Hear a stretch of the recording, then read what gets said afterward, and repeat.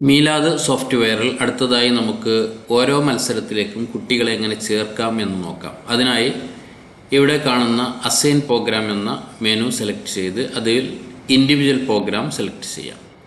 ആദ്യം നമുക്ക് എല്ലാ ഇൻഡിവിജ്വൽ പ്രോഗ്രാമുകളിലേക്കും കുട്ടികളെ ആഡ് ചെയ്യണം. അതിനായി ഇവിടെ ചെസ്റ്റ് നമ്പർ ടൈപ്പ് ചെയ്യാം. ചെസ്റ്റ് നമ്പർ ടൈപ്പ് ചെയ്ത് കഴിഞ്ഞാൽ ആ കാറ്റഗറിയിൽ വരുന്ന പ്രോഗ്രാമുകളൊക്കെ ഇവിടെ കാണിക്കുന്നതാണ്. നമുക്കതിൽ ടിക്ക് ചെയ്യാം. ടിക്ക് ചെയ്ത് കഴിഞ്ഞാൽ അതിൻ്റെ ലെറ്റർ ഗ്രീൻ കളറായി മാറുന്നതാണ്.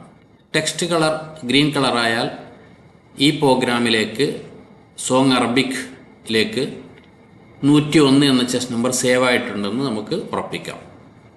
അടുത്തതായി ഇതിനെ നമുക്ക് വേണ്ട എന്ന് ഒഴിവാക്കണമെങ്കിൽ വീണ്ടും അസൈൻ പ്രോഗ്രാമിൽ പോയി ഇൻഡിവിജ്വൽ പ്രോഗ്രാം ഒന്നുകൂടി ക്ലിക്ക് ചെയ്യുക. വീണ്ടും ചെസ്റ്റ് നമ്പർ ടൈപ്പ് ചെയ്തതിന് ശേഷം നമുക്ക് ഇതിനെ ഒഴിവാക്കാവുന്നതാണ്. അസൈനഡ് പ്രോഗ്രാം ഡിലീറ്റഡ് സക്സസ്ഫുള്ളി എന്ന് മെസ്സേജ് ബോക്സ് നമുക്ക് കാണിക്കും. ഇനി സോങ് അറബിക്ക് ചേർക്കേണ്ടതില്ല, നമുക്ക് സ്പീച്ച് മലയാളത്തിലേക്കാണ് വേണ്ടതെങ്കിൽ അതിൽ ക്ലിക്ക് ചെയ്യാം. അതിൽ ക്ലിക്ക് ചെയ്ത് കഴിഞ്ഞാൽ ഇതിൻ്റെ കളർ ഗ്രീൻ കളറായി മാറുന്നതാണ്. ഗ്രീൻ കളർ ആയി മാറിയില്ല എങ്കിൽ നമ്മൾ നെറ്റോ മറ്റോ സ്ലോ ഉണ്ട് എന്ന് കരുതുക, അല്പനേരം കാത്തു നിൽക്കേണ്ടി വരും. ഗ്രീൻ കളറായി കഴിഞ്ഞാൽ നമുക്ക് മനസ്സിലാവും ഈ പ്രോഗ്രാം 101 എന്ന ചെസ്റ്റ് നമ്പറിൻ്റെ വിദ്യാർത്ഥിക്ക് സേവ് ആയി കഴിഞ്ഞിട്ടുണ്ട്. അടുത്തതായി ഗ്രൂപ്പ് പ്രോഗ്രാമുകൾ ആഡ് ചെയ്യാൻ വേണ്ടി ഈ രണ്ടാമത്തെ മെനു ക്ലിക്ക് ചെയ്യാം. അതിൽ നമുക്ക് പ്രോഗ്രാം കോഡ് സെലക്ട് ചെയ്യാം, ടീമിനെ സെലക്ട് ചെയ്യാം, നമുക്ക് ആ ചെസ്റ്റ് നമ്പർ ടൈപ്പ് ചെയ്യാം. ചെസ്റ്റ് നമ്പർ സെലക്ട് ചെയ്ത് നമുക്ക് ടാബ് കീ അടിച്ചു കഴിഞ്ഞാൽ എത്ര പരിപാടികൾ എടുത്തിട്ടുണ്ട് എന്നുള്ളത് ഇവിടെ കാണിക്കുന്നതാണ്. കുട്ടിയുടെ പേരൊക്കെ ഇവിടെ വരും. നമുക്ക് സേവ് ബട്ടണിൽ ക്ലിക്ക് ചെയ്യാം.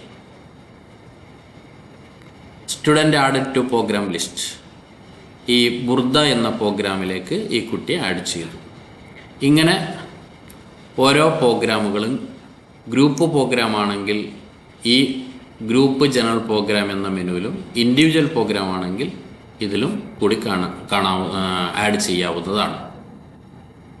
അതോടൊപ്പം നമുക്ക് ഇത് ഓരോ കുട്ടീനെയും ഇതിൽ ചേർത്തിട്ടുണ്ടോ എന്ന് കാറ്റഗറി രീതിയിൽ നമുക്ക് കാണാൻ കഴിയും. ലിസ്റ്റ് ബൈ കാറ്റഗറി, ഗ്രൂപ്പ് പ്രോഗ്രാമുകളൊക്കെ ഡിലീറ്റ് ചെയ്യണമെന്നുണ്ടെങ്കിൽ നമുക്ക് ഈ കാറ്റഗറി ലിസ്റ്റ് ബൈ കാറ്റഗറി എന്ന മെനുവിൽ പോയി കഴിഞ്ഞാൽ ഇവിടെ കാണുന്നതാണ്.